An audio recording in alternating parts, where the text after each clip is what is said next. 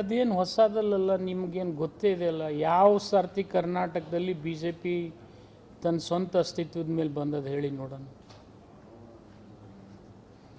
Operation ಕಮಲ ಮಾಡಿನೇ ಬಂದಿದ್ದಾರೆ ಅವ್ರು 2 ಸರ್ತಿ.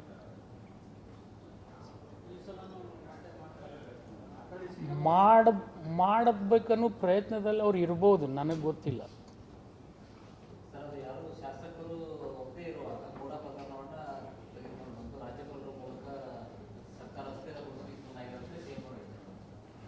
ಅದರಲ್ಲಿ ಸಂಶಯ ಏನಿದೆ?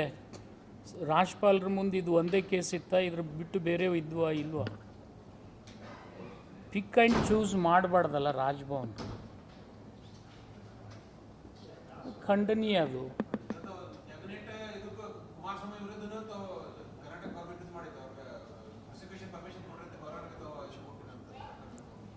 ಅದು ನಿಮ್ಗೆ ಗೊತ್ತೇ ಇದೆಯಲ್ಲ, ಅದರಲ್ಲೇನಿದೆ?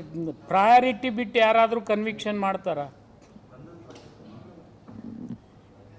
ಯಾರು ತಪ್ಪು ಮೊದಲು ಮಾಡಿರ್ತಾರೆ ಅವ್ರಿಗೆ ಮೊದಲು ಶಿಕ್ಷೆ ಆಗಬೇಕಲ್ಲ.